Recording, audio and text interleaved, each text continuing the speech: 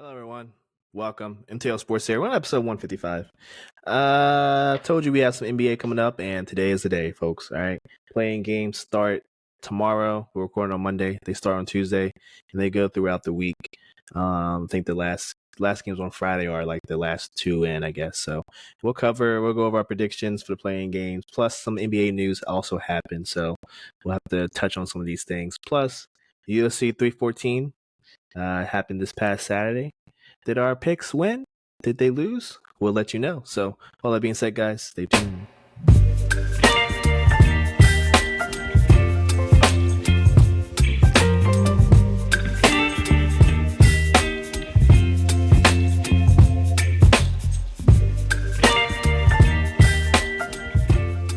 We're back. Let's kick this off. Before we get into the play-in, in terms of NBA, we do have some news. I'm sure maybe some of you've heard, maybe some of you haven't. Well, we got you covered though. Probably first thing I think we got to cover is maybe not surprise, Lawrence. Mike Budenholzer is out. It only lasted 1 year in Phoenix. I mean, I can't really explain it. It's not his fault, honestly. Their owner Matt Ishbia is a certified idiot. I think I tweeted that out yesterday. On the Twitters. I mean, he, came in, brought the team from the other guy. The other guy made some not so cool remarks, and they kicked him out basically. So here comes this Matt Ishbia guy, a walk on, I think at Michigan, if I'm not mistaken. Thinks he knows basketball, starts making all these splashy moves, and they haven't panned out at all because they haven't won a playoff series, and I think they got swept the one time they did make the playoffs. So not so good in Phoenix. What is your thoughts on the Suns getting rid of Budenholzer, and I guess the Suns' future? Well, the Suns, I think they just lack the will to make moves to get better. They did all these moves to get better, but now that they didn't work out and you kind of have to pivot, they don't want to make any moves, and that's kind of a main problem. And that goes back to that GM. We kind of knew that it wasn't going to work out for Budenholzer with 6 games left, 5 games left, it was pretty much over. Even though they weren't officially out of the playoffs, there was just no way they were going to make it in the playoffs. Yeah. I think it was nice of them to let him finish the season because coaches who are making the playoffs didn't even get to finish the season. Yeah, no, you're right. I think they let go of, a guy that won a championship, the only championship for a franchise, and then they got rid of another guy who basically turned Memphis around. So I think they let off Budenholzer easy. Yeah. Yeah, I mean, my whole thing is you brought him in because he's, supposedly is good with managing stars, kind of the same thought process in Milwaukee. Like, okay, Doc, he's managed stars before. Like, this should work out. But the Phoenix Suns, to me, just have more than just like star problem. They have like dysfunction, and it starts with the owner. Like I said, a certified idiot. Kind of broke apart a really good team. Remember, they made the finals like 3 years ago, right? Back in 2021, 3-4 years ago, and then he buys a team and decides to just like shred it apart. Like, I don't know. It's kind of like we look right now, the Timberwolves. Like, okay, A-Rod and his partner, they start buying chunks of the team, and then they start making moves that probably don't make sense for them, but they make them anyway. It's kind of like a parallel there. They're just trying to do something to, I want to say, put a staple on, I guess, their career there. I mean, so you got to think of it like a business, because it is a business. Now, if I'm going to take over this business, I have to prove that whatever I'm establishing works, and I'm different than the last guy. However, when the owner makes the decisions, there really isn't any, fallback. The coach is going to get it, the GM's going to take it, but he's the one doing all the work. Yeah, I mean, James Jones isn't a bad GM, but I think the owner just kind of is pushing him to do things that probably James Jones wouldn't have done elsewise. So It's just dysfunction. We'll see what they do next. It's been since the trade deadline that the whole KD talk. They tried to trade him. He didn't want to be traded, and then now, ever since then, the rumors have been coming out that he's just about out of there. Do you think this solidifies KD leaving? You think he'll ask out? You think he'll, you know, him and maybe Booker will ask I out? don't think I don't think Booker wants to leave. I think Booker likes it there. I think Booker is probably he's already tasted the glory that the furthest glory he's probably going to get, which is in 2021. And now he probably doesn't want to Mm-hmm. leave. He probably always wants to be the focal guy at Phoenix. Because to me, it feels like Booker's had too many chances to leave. Um, and I don't see there any reason being the Suns to ever want Booker to leave. I think there's always other fish they can fry, especially given his age. And, if I can get Mm-hmm. something back for KD, then I can easily make a team back around with uh, Booker. If I can get something for Beal, I can easily make my team back around Booker. Like, he's a good focal Mm-hmm. point for at least a couple more years. Yeah, no, I agree. I think this is different than Bill in Washington, right? Like Bill had flashes of being the guy, but obviously that didn't pan out. Booker, we've seen more than flashes. We've seen like consistency of him being the guy, not with just like him and Chris Paul, that little duo, but also him and Durant.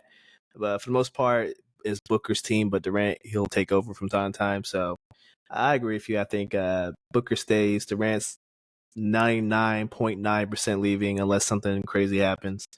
How do you feel about the other rumors about Bill getting bought out potentially? I mean, I think it's possible. I don't put it past the owner to give Bill $100 million of whatever he's probably owed a little over 100. He'll probably just say, "Hey, take $100 million, just leave. We don't want you." I mean, it would be wild from him, but if he wanted to move off his mistake, a little quicker, then by all means. But Yeah. it really doesn't solve your problem. Then you're just going to be looking for star power to replace with the lack of money. Yeah, and I think it's still, even if you buy him out, it still goes against their books. So they're probably better off just giving a team like a first and a couple seconds to get off a Bill's contract. I think a team would probably take that, but we'll have to see. Moving on, the Pels, they fired David Griffin. Um, I'm not surprised. I don't know if you are, but I wasn't surprised by this. Just all of his moves just haven't panned out. Whether the injury bugs or maybe the fits weren't perfect as he thought they would be. Pelicans have just been a mess, dysfunctional too. What are your thoughts? No, I just don't think anything he's done there has really equated to anything. And honestly, every year they end up with more question marks than they do ever any answers. I mean, we're going into the next season. We're still asking, well, is Zion the guy? Like, is he going to be the mainstay at the Pels? Like, is he their selling point? And he can't stay healthy. One and two, it almost always feels like he's already ready to be out of there. Yeah, I told my buddies at work today. I said, "Hey, Zion's doing numbers on getting coaches and GMs fired. I think he's gotten what, like Gentry fired. I think he got another coach fired. Um, I think he got even the GM before David Griffin fired, if I'm not mistaken. So I mean, he's doing everything but playing, and I think they just gotta, whoever the new GM is has to, their first task is, hey, going to Zion and just saying, hey, do you want to be here? Like, don't bullshit me. Do you want to be here? Yes or no? And if no, we'll just move you. And both sides just have to come to that realization. I think Zion just doesn't want to be there, man. And I don't know how many other ways he can say it, if that makes sense. I don't know, but also McCollum has like un unnaturally like aged. It seems like since being in the Pelicans, like I remember McCollum being Yeah. like a mainstay, like a good two. You're definitely a good three guy on a team. To I don't know. There's some nights I tune in and he's taking 10 shots and has 5 points, and I'm like, "Ew, is he Woros? Is he no good now?" And then Mhm. it just seems like the next game he just kind of averages little to nothing, and it goes, just keeps, I guess, spiraling after that. No, you're right. I think good idea to trade for McCollum, but he's just been too up and down. But I'm sure David Griffin will get another job. Uh, Not really news, but the Sixers, I guess Josh Harris, he owns the Commanders and the Sixers. He decided he's going to bring back Daryl Morey and Nick Nurse. Now, Nick Nurse isn't the problem. Daryl Morey, I think, probably is part of the problem. Paying people money that they're not, I'm not going to say deserving of, but it's probably not smart to give a guy with big injury history an extra 3 years when he's not really playing a whole lot. And you pay another guy who has the same issue, doesn't really, has the injury bug, doesn't play a whole lot. So I'm not shocked, but it's something that could have happened. What do you think?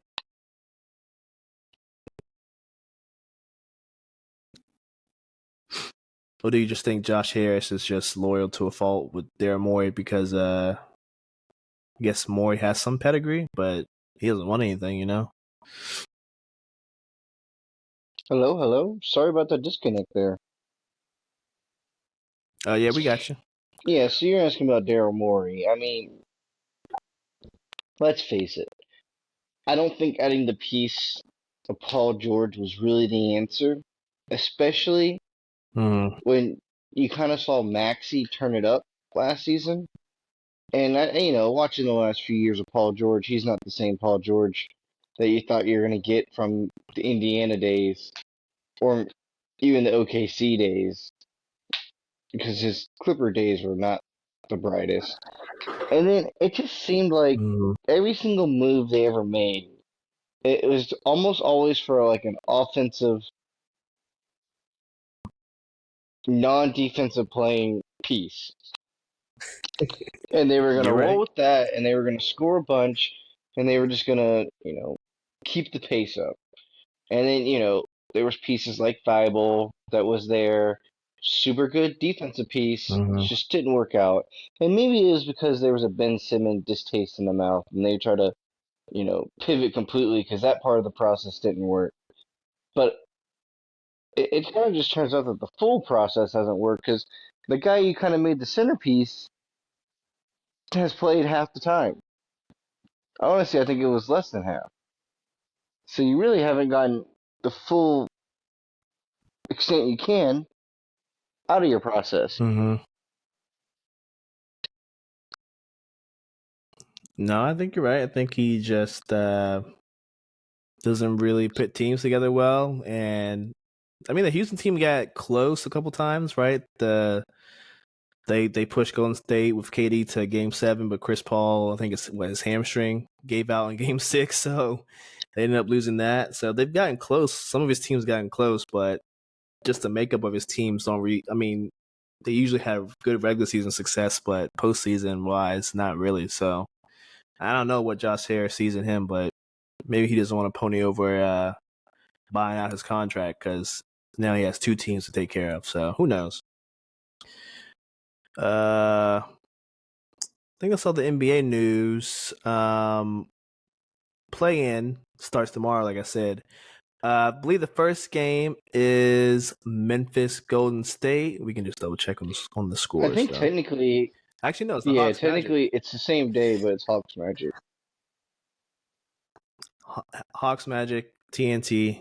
The first game's at 7:30. Hawks are the eighth seed. Magic are seventh.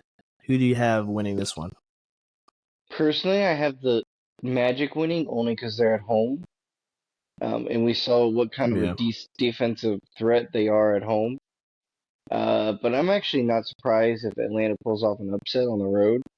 Uh, but given Mm. the fact that they have a lot of um, mystery with the team in terms of who isn't hurt, towards the end of the season. So I'm still just going to give it to the Magic to squeak it out. Yeah, I'm gonna agree with you. I'm going Magic. I think them being at home in the postseason past couple of years when they played pretty well at home. Remember last year, them and the Cavs went 7 games and each team only won on their home court. So I believe in the Magic at home. Um, then we got Warriors, Grizz. Warriors could have prevented this if they had won the game yesterday, but um, Clippers came back in that game and forced it to OT and pulled out the victory. So, who do you have in this one? I mean, honestly, Memphis could have avoided this too by just winning any of the games they were winning towards the end of the season before they had meltdowns in almost every single one of them. Uh, Yeah. maybe the coach wasn't the problem. I'm still gonna give the edge here to Golden State. They looked really good. The only team they lost when it mattered to down the stretch was, I guess you could honestly say, the hottest team in the league right now. I personally don't know of any team hotter than the Clippers. I think they're on an 8-game winning streak now. And honestly, going into the playoffs on an 8-game winning streak is probably the most you could ask for, especially when half of those Mm-hmm. games, you, yes, you were playing to the highest level you could on, like, based on your team. But if you look back on the minutes played, they were whooping people, and they weren't forcing people to play big minutes to get where they needed to get to. Yeah, hey, the Clippers are no joke. I think people got to watch out for them. Um, I don't know. Warriors have a hard time against teams with size, and the Grizz. I mean, Zach Edey's not really a threat, but I mean, we gotta be honest. Jaren Jackson Jr. has been cooking this year, and he's. I mean, Ja's been cooking the past like what 8 to 10 games. But for the better part of the year, Jaren Jackson has been the number one guy on the team. So teams with size give the Warriors problems. I'm gonna go opposite. I'm gonna go the Grizz. I know 62% of the prediction is on the Warriors according to ESPN, but I think the Grizz will give them a little bit of problems with the size. But this should be a good one. That just tells me to take the And Grizz spread. That's all I needed. Wednesday is the next set.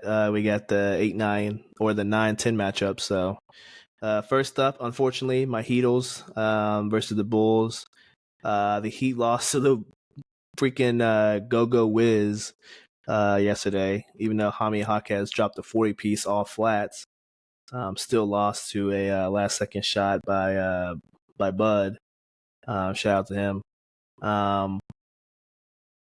I'll go first. I'm not gonna lie, Lawrence. I think we're gonna lose this one. The spread is kind of close. It's a pick me, just like it was last week. I know you asked me last week who to pick, and I was like, Miami doesn't really play the Bulls well this year, and they're away, so it's even more of a reason not to pick them. But yeah, I think Miami loses this one, Lawrence. I'm not gonna lie.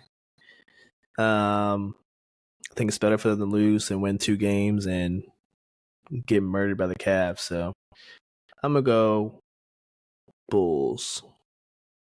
Okay, yeah, I'm gonna have to take you up on that offer because you're able to switch on your team like that. And two, I watched them get their ass beat by the Bulls not too long ago, and low key the Bulls kind of Yep. finished the season off nice. Uh, that's a lot better they can say than losing to the Go Wiz. Yeah. We played a lot of our rookies and G leaguers, but it was pretty embarrassing. And yeah, I got no other thoughts. It was pretty hard to watch. Um, the last playing game before I think Friday will be the last one, but Mavs Kings. Now this one is interesting. I want to hear your thoughts first before I talk about it. Well, I'm gonna ride with the Kings. I just think that there's too much that the Kings can do down under on the paint, um, in terms of Mm, attacking it, and that could actually put the only main threat the Mavs have at the current moment in a lot of foul trouble. And if Anthony Davis gets in any kind of foul trouble, I think that's a Cruz easy pickings. I don't think there's much fight left in the Mavs. I don't know the fact that like they actually had some things to play for towards the end of the season because they were never locked in. Maybe they could scoot up to the ninth seed. There was a lot of things they could have done, and they just limped lethargically into the postseason. I'm not saying the Kings are anything amazing to write about, but at least they put up and showed a little bit more fight. I still do not mm, like the offensive structure of the team, though. I think it lacks a yeah. little to be desired. It's just too many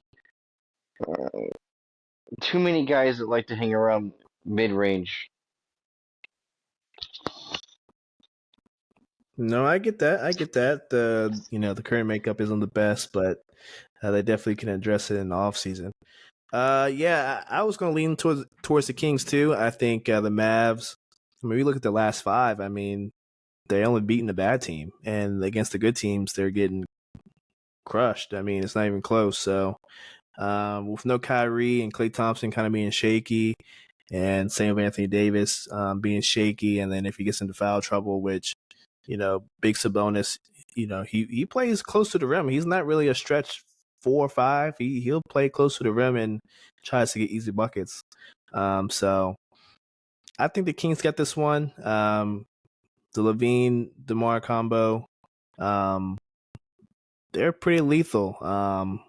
Especially against the Mavs. I mean, the Mavs got good defenders, right? PJ Washington and I guess you want to say Derek Lively, Anthony Davis, but other than on the perimeter, they really don't have a lockdown guy anymore. They got rid of Grimes, and I mean, they really don't really have that person anymore. So I don't think they got enough. I could also agree with you. I don't know. I just think the Mavs. I think they sold their soul when they traded Luca, and I think it's just a long process back to relevance, kind of again. I mean, you gave up generational talent for an aging, bones of glass. Yeah, yeah, it's sad to see, but I guess we gotta wait till next year to see what they can be. That's it for the play-in. The actual playoffs start on Saturday, I believe. So, we'll probably have to preview that on Wednesday. Um, last thing, UFC 314 was this past Saturday. I enjoyed it. I didn't watch too much of the prelims, but I did check out the main event. The main card was well worth it. Well worth the hype. I think you hyped it up last episode, and I gotta say there were some good fights. Anything that stands out to you? Any thoughts about the whole event overall? Um, Again, also, I didn't watch too many prelims, um, but I did watch. I guess you could call it the mid prelims because they didn't advertise that they were early prelims. But the 6 to 8 o'clock fights Mm, are early prelims, and then from 8 to 10, I was kind of in and out of watching. I didn't want to waste too much of my phone's battery because I kind of was out at a place where I knew I was going to have to be, streaming the pay-per-view event. So, mm, as I'm doing that, Dominic Reyes, knocking out Kirillov, like, wow, did not see that coming. Um, Absolutely amazing to see Reyes do pretty good again. Uh, man, who was the fourth? I think I spaced out a little bit. Gene Silva taking out Bryce Mitchell, absolutely choking him out. Oh man, classic. Gotta love it. You know, Bryce Mitchell didn't want to dap him up to start the fight. That's some bitch ass move. yep. Um, Yep. Yair taking care of business. I would love to see Yair versus Lopez. They got beef. Um, don't want to skip the co-main event, but Patty absolutely dominating Chandler. I mean, outside of the first round, it was domination by Patty. I mean, just straight up beat down. And I think at this point in his career, Chandler is kind of washed. And I am completely agreeing with Patty at this point. And we got to get Patty some like top tier competition at this point. Like he's proven nothing, but this guy can dog a fight out and win. Um, and then obviously to finish it all off, I always wanted at the end of the day Volkanovski to win, but I just always thought that Diego Lopez might have an inch above him, a little leg on him, which if we pay attention, Volk outstruck him. Yes, he did. But the damage ratio, it's kind of insane how much damage Lopez did to Volk on so much less strikes. Yeah, no, I agree. Hey, love Silva beating the hell out of Bryce. I think everyone enjoyed that for the most part. Yeah, that was a good fight. That was actually a good fight. Except for I didn't like Pitbull always complaining. He was like complaining way too much, bro. I was like, come on, bro, just fight. Like, let's stop this. Patty. Hey, I rode the Patty. I rode the Patty bandwagon. I took him and I took Silver. Won me some good cash. You're right. He dominated except for that first round. All the other rounds he dominated, and I don't know if he goes straight to a title fight next. Next time he's available to fight, but um, he definitely needs to face at least the second or third ranked guy. I don't know who that is in a lightweight, but you gotta get this man some competition that he might struggle against because he's just kicking everyone's ass, man. Like the dude's legit. He's like on a 9-fight win streak or something, or is it I 10 think it's now? 9, but yeah, he's doing awesome. He's undefeated in the UFC. Uh, so shout out to Patty and Lopez. I was hoping pulling out that he would pull it out. He started the fight slow, but then I think he got confidence starting in the third round. He put Volk down once, and I thought he was going to finish him, but just didn't get the chance to. So I think just because of that, if he would just went all in when he knocked him down, he probably would have won. But I guess he might have been too gassed at that point or didn't want to gas himself out. So I think Volk, he deserves it. Let the old guy get one more chance of a run. I'm here for it. Yeah, I mean, if there's anyone that deserves another chance at a run, it's him. He fought people much bigger than him. He's fought in guys in all different weight classes, and he's pure entertainment with like no ill will bone in his body. It's like, yeah, keep giving him a shot, keep letting him fight people, because at least you know you're getting a good show every time Volk fights. Yeah, I was thoroughly impressed. He fought well. He did. Um, Last thing I want to bring up are defenders somehow, some way. I don't know if Or you caught three, this, but they're 3-0. Can you believe this? I mean, I did not see this coming. I told you the defense was there, but for them to score 27 points, that is something. I'm pretty sure they had a pick six, and I think they had three different interceptions as well. So yeah, the defense Damn. is purely what's keeping this team alive. Offensively, I will take back that they are poop and trash.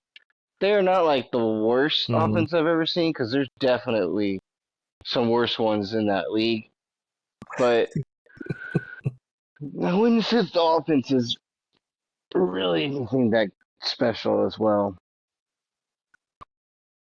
Yeah, they just getting it done by the skin of their teeth and not really doing anything impressive. But 3-0 is impressive, so shout out to them. The next game is WrestleMania, unfortunately, so was gonna go, but WrestleMania is way more important. So with that in mind, I guess it's until May when I'll go see them again at Audi Field. But anything else before we head on out? No, Logan Paul is about to go toe to toe with AJ Styles. They're gonna do it before WrestleMania. Mm, I'm all here for it. So with that being said, guys, we're gonna head on out. Thank you guys for watching. Thank you guys for listening on Spotify, all that good stuff. And we're gonna head on out. See you later this week. Peace. Peace.